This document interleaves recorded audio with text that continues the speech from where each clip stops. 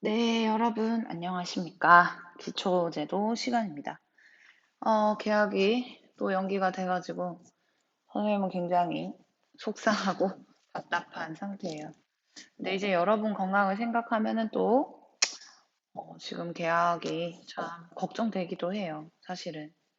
네, 선생님도 아기가 있거든요. 초등학교 1학년인데, 입학을 못하고 있어요. 여러분들처럼. 근데 이게 계약이 발표가 되면 학교를 가도 되나 하는 생각이 들고 또 계약이 미뤄지면 도대체 우리 애기들은 어떡하지? 선생님 애기도 그렇지만 우리 반 애기들도 걱정이고 우리 학교 학생들도 모두 걱정이고 참 걱정이 많아요, 선생님이. 그 선생님은 원래 이제 군산기계공고에 있다가 이제 올해 전북기계공고로 이제 오게 됐는데요. 선생님이 여러분들을 만나는 걸 굉장히 기대하고 왔어요. 항상 이제 군산기계, 전북기계는 항상 좀 세트로 말을 많이 하게 되잖아요. 그래서 정말 전북기계 공부 학생들은 어떨까 하면서 굉장히 큰 기대를 가지고 왔는데 이건 뭐 볼 수가 없어서 너무 안타깝습니다. 네, 일단 이제 우리 반 학생들도 듣고 11반 학생들도 듣겠지만 일단 우리 반 학생들은 참 예쁜 것 같아요. 네, 그냥 하는 소리입니다. 자, 헛소리 다 했으니까 여러분 영상을 시작해 보도록 할게요. 이제부터 아주를 한 100번을 해도 모자랄 중요한 내용이 시작됩니다. 이 42페이지인데요. 교과서 42페이지부터 각종 기능사에 나오는 모든 내용들이 총 집합되어 있습니다. 그래서 이 기초 제도는 진짜 중요한 과목이고요. 또 특히 우리 맥학과 학생들은 기계과 관련된 내용을 기초제도 이후로 이 과목 이외에는 듣기가 굉장히 저도 어려운 걸로 지금 알고 있어요. 교육과정 자체가 그렇게 편성이 되어 있어서 이 기초제도를 좀 충실하고 열심히 들어주고 내가 이제 뭐 전기기능사 우리 맥학과 학생들이 뭐 전기기능사 뭐 승강기 뭐 이런 거 다 땄다. 그랬을 때 이제 좀 추가적으로 내가 이제 기능사를 획득해야 되는 것이 사실은 기계 쪽이잖아요. 이게 내가 관련한 전공 자격증 이외에 자격증을 땄을 때 취업이나 이런 거 할 때 굉장히 메리트가 있는 건 여러분들도 알고 있으리라 생각이 됩니다. 그럴 때 이 기초제도 과목이 잘 들었던 거가 아주 주요할 거예요, 아마. 그래서 오늘부터 하는 것은 더더욱이 열심히 들어주기를 바랍니다. 교과서 42페이지, 도면의 크기 및 척도. 네, 학습 목표를 한번 읽어보면, KS 제도 통칙에 따른 도면의 크기와 양식의 의미를 설명할 수 있다. 도면에 사용되는 척도의 종류 및 표시 방법, 기입 방법을 설명할 수 있다입니다. 옆에 43페이지부터 이제 다 철저히 암기해야 되는 내용들입니다. 한번 볼게요.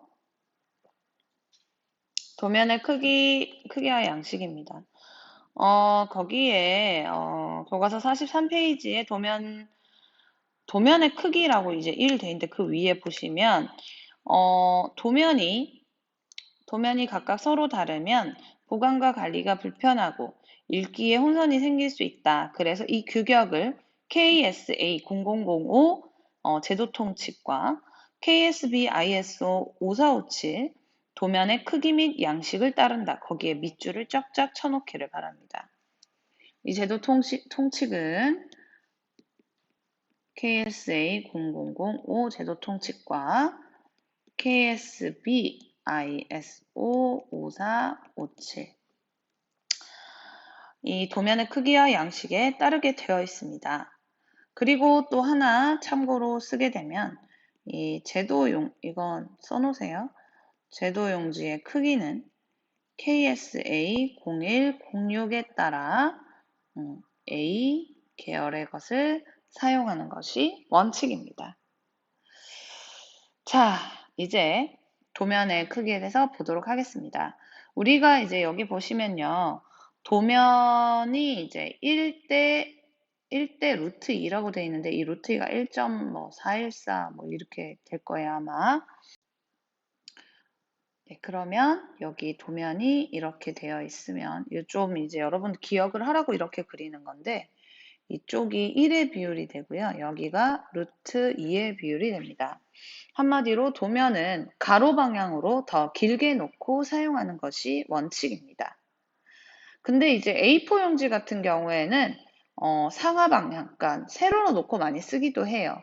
하지만 기본적으로 A0부터 A4까지 가로 방향을 더 길게 놓고 사용한다는 것을 잊지 않으셔야 됩니다.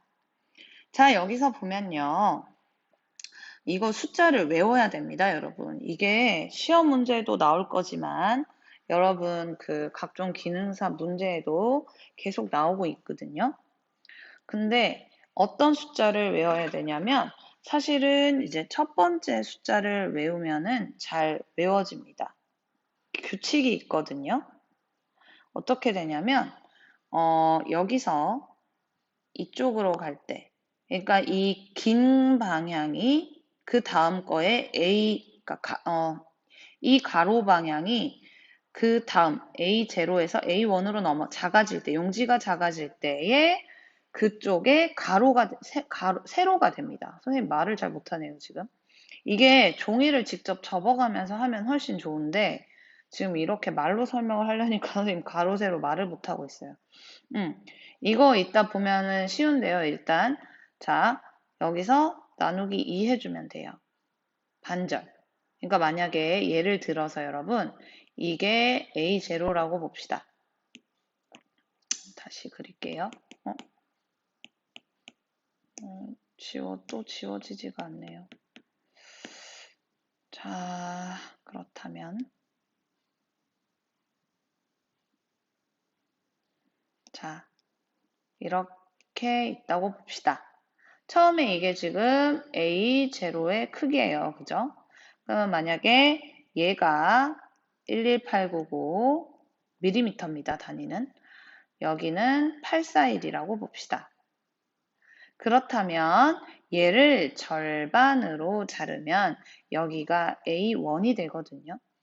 한마디로 이 841이 세로가 되고 여기에 나눈 반절만큼이 여기 가로가 되는 거예요. 그러니까 얘가 지금 1로 왔죠. 맞습니까? 이렇게 됩니다. 그리고 똑같이 여기에서 나누기 2, 여기에서 나누기 2, 여기에서 나누기 2 이렇게 하게 돼요. 왜냐하면 여기서 계속 잘라지거든요. 그래서 A2 이렇게 자르고 A3 잘라서 A4 이렇게 되거든요. 결국엔. 그래서 처음에 여기에 지금 세로로 있던 A0에서 세로로 있던 것이 결국 A1에서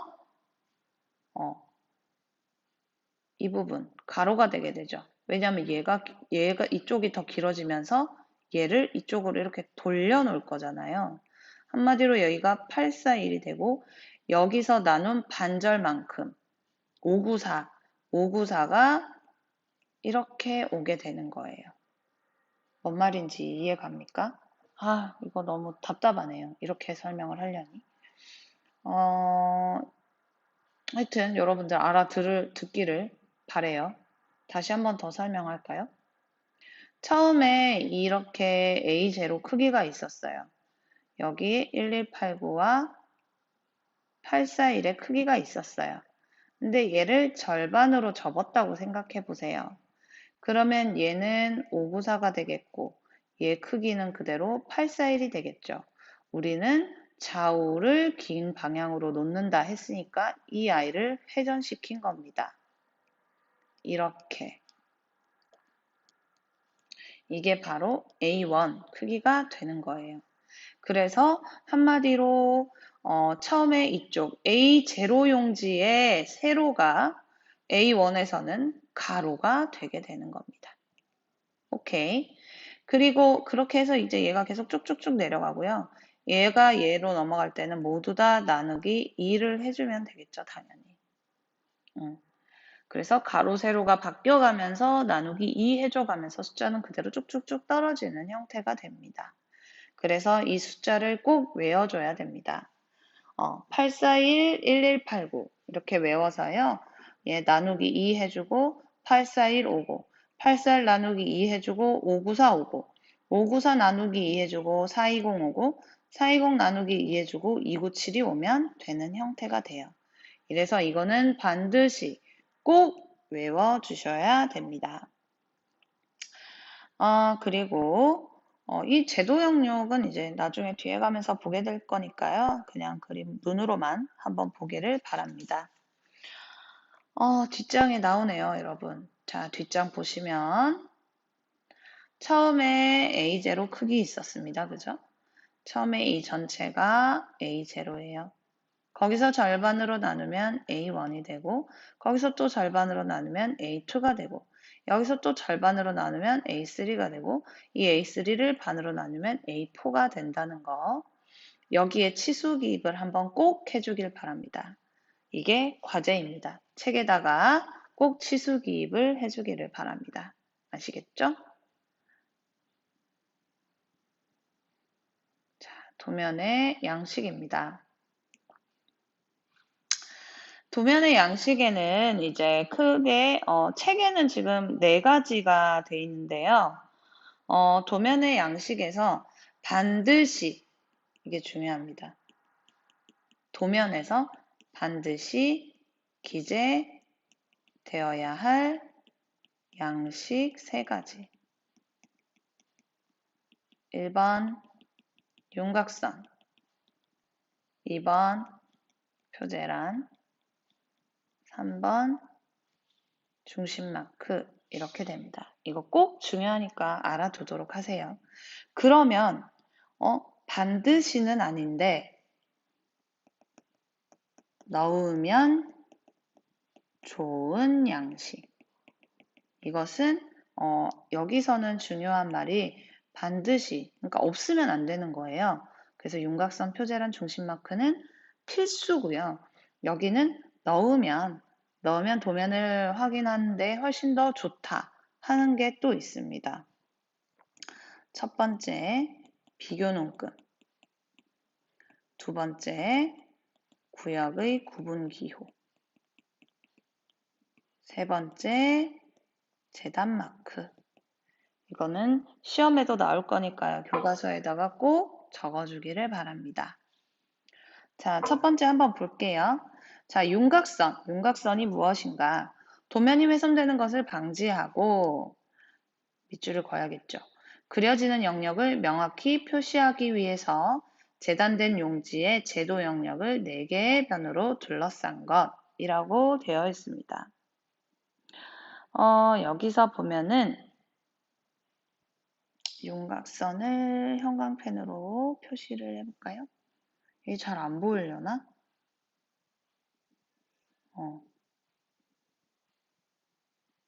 여기.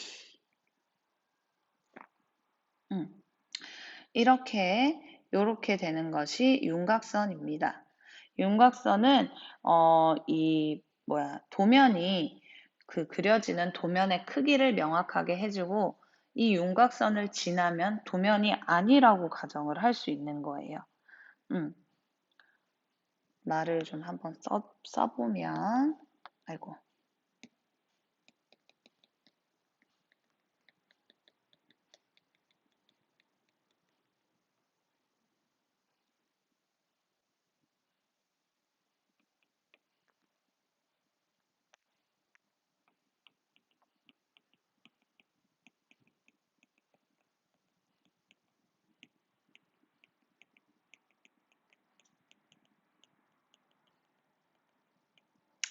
이거 써두면 좋겠네요. 제도용지의 가장자리와 그림을 그리는 영역을 구분하기 위해 사용하는 것이 바로 윤곽선입니다. 윤곽선은요, 왼쪽의 윤곽은 20m 정도의 폭을 가지고 철할 때 여백으로 사용하기도 합니다. 이 부분이에요. 그러니까 철한다는 게 우리 왜 펀치 뚫어서 보관하는 것처럼 그런 걸 철한다라고 하잖아요. 저처럼 이 철할 때는 20mm 정도 띄워놓고 윤곽선을 제도용지 안에 그리게 되는데요. 만약에 철할 필요가 없다. 그러면 10mm 정도 띄워놓고 윤곽선을 그리게 됩니다. 이 윤곽선은요, 교과서에는 지금 0.7mm의 굵기로 굵은 실선을 사용한다고 했는데, CAD에서는 뭐 0.5mm를 함께 사용을 하기도 합니다. 그리고 표제란입니다. 표제란은 이제 A0에서부터 A4까지 일반적으로 오른쪽 아래 구석에 사용하게 됩니다.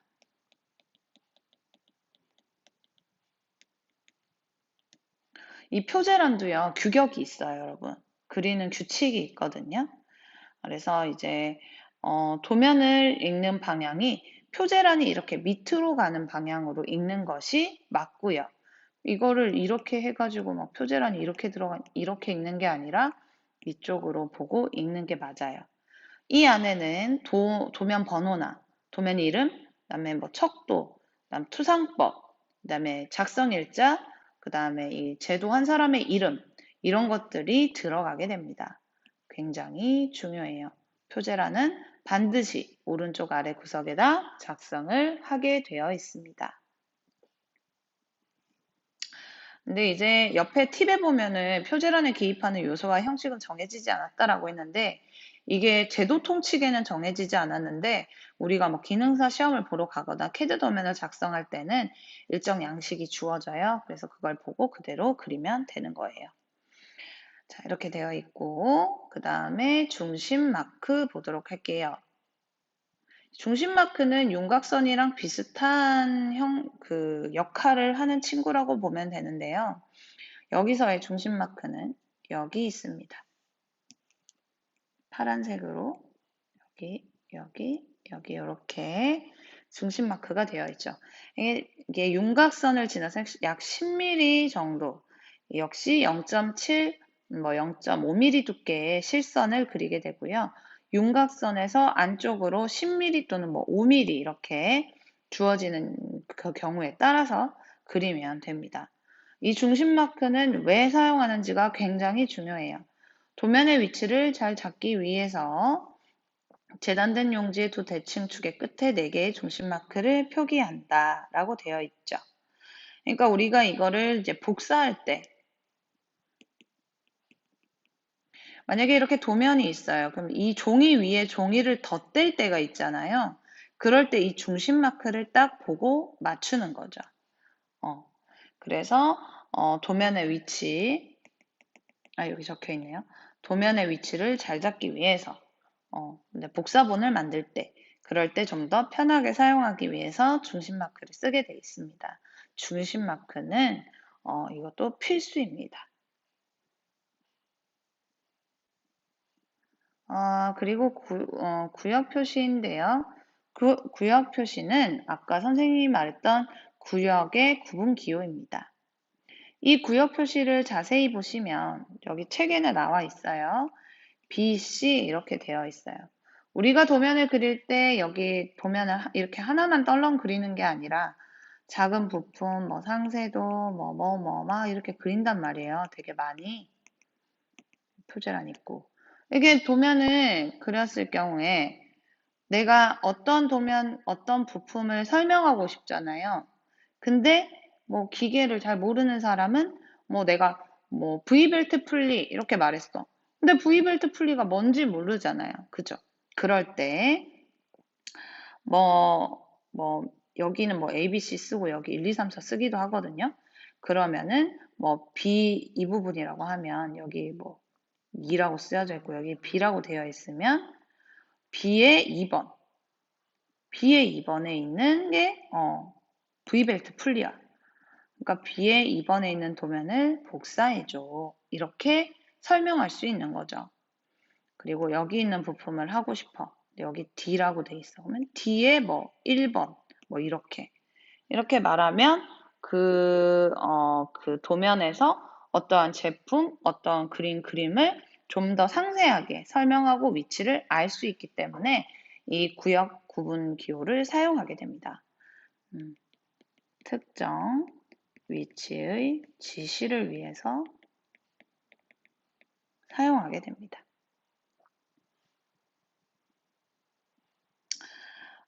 그리고 잠깐만요. 여기 보면 바로 척도가 나오는데 아까 선생님이 윤곽선 쓰면서 설명했던 부분 있죠? 여기다가 좀 설명을 할게요. 이 비교 논문 같은 경우에는 복사 도면을 취급할 때 편의를 위해 사용하는 거고, 그리고 재단 마크는 재단 시 편의를 위해 사용합니다. 재단이 자르는 거잖아요. 이게 재단 마크가 여기 있거든요.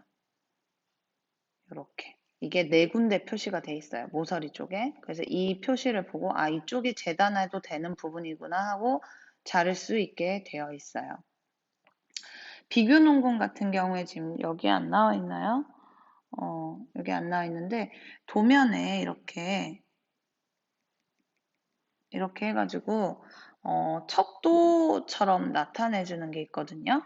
그래서 내가 복사할 때 이 배율을 어떻게 조정해야 되는가 이 비교 논문을 보면서 확인할 수 있습니다.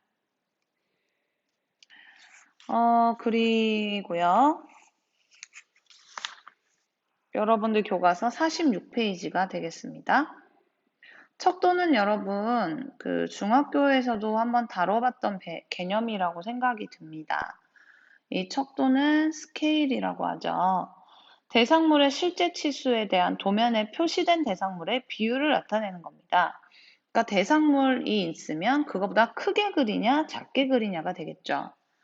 이 현척이 바로 실물과 같은 크기로 그린 것, 축적은 실물보다 작게 축소해서 그린 것, 배척은 실물보다 크게 그린 겁니다. 굉장히 큰 물체나 기계를 똑같이 그리기는 어렵죠. 그래서 똑같은 비율로 일괄 적용해서 축소해서 그리고요. 그 다음에 엄청 작은 나사나 그런 것들은 크게 확대해서 그리는 거죠. 여기 척도를 보면 권장 척도가 있습니다. 이런 것도 한 번씩 시험에 나오더라고요. 이거 한번 확인해 주면 좋을 것 같습니다. 현척은 1대1이겠죠. 이게 여기 뒤에 나올 거예요, 여러분. 잠깐만요. 여기 보면 도면에서의 크기, 그 다음에 실제의 크기입니다. 한마디로 도면에서 크기와 실제 크기가 똑같으면 1대1이 되겠죠. 근데 도면에서의 크기가 1이고 실제 크기가 2예요. 그러면 실제 크기가 2인데 도면에서는 1로 그렸어. 작게 그린 거죠. 한마디로 축척이 됩니다. 그리고 2대1이야. 실제 크기는 1인데 더 크게 2로 그렸어. 그러면 배척이 되겠죠. 이렇게 돼서 실질적으로 그 표 2-7에 척도, 권장 척도가 있습니다. 1대2, 1대5, 1대10 뭐 이렇게 그 다음 2대1, 5대1, 10대1 이렇게 이 수치들을 한 번씩 봐주면 좋겠습니다. 여기 보시면 이 실체 크기하고 똑같이 그 도면을 지금 제도했어요. 볼트랑 너트랑 제도를 했는데 1대1로 30, 크기가 30이야. 그럼 진짜 30으로 제도를 했어. 근데 원래 크기는 30인데 제도할 때는 15로 그렸어. 한마디로 1대2 절반으로 축소해서 그렸죠. 축척을 사용했죠. 그리고 실제는 30인데 내가 너무 작아서 불편해서 60으로 2배로 크게 그렸어. 그러면 배척 2대1이 되겠죠. 실제의 크기는 30인데 60으로 그렸으니까요. 이렇게 되는 겁니다. 척도의 기입 방법을 볼게요. 옆에 47페이지에 있습니다. 척도는 표제란에 기입하고 도면에 기입한 치수는 척도랑 관계가 없이, 이거 중요한 내용입니다. 척도랑 관계가 없이 실제 치수로 기입합니다. 별표 3개 할게요. 서로 다른 척도를 사용하는 경우에는 주요 척도, 그러니까 어떠한 부품은 뭐 1대2로 다 그렸는데 1대2로 이 도면에 기본적으로 다 그렸는데 어떤 한 부품이 뭐 볼트 너트가 너무 작아서 내가 얘는 배척으로 그릴 필요가 있어. 또는 V벨트 풀리 부분, V벨트 부분에 내가 상세도로 확대해서 그릴 필요가 있어. 그럴 때는 그 모든 치수를 표제란에 기입할 필요는 없어요. 내가 웬만해서는 다 1대2로 그렸는데 내가 어떤 상세도에는 2대1로 그렸어. 그러면 그 상세도 옆에다가 이렇게 써주면 되는 거예요.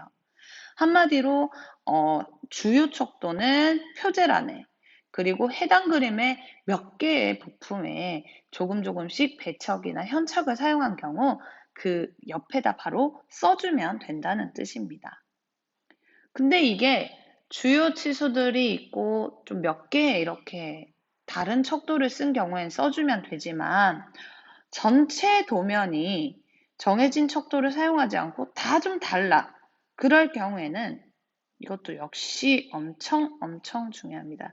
치수 밑에 밑줄을 그어서 표시하거나 한마디로 어떻게 쓰냐면요. 이런 식으로 치수 밑에 밑줄을 그어서 비례가 아니다. 척도가 맞지 않다라는 게 되는 겁니다. 치수 밑에 밑줄을 그어서 비례가 아님으로 표시하고 나투 스케일에 NS를 써서 표시를 하면 됩니다.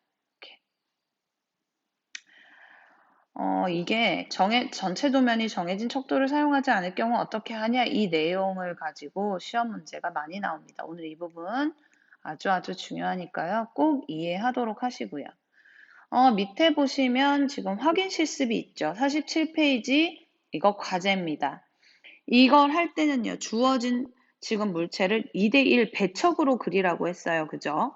그럼 지금 여기에 한 칸 한 칸 보이죠? 이 한 칸 한 칸을 2배로 계산해서 그대로 그리면 됩니다. 전혀 어렵지 않아요.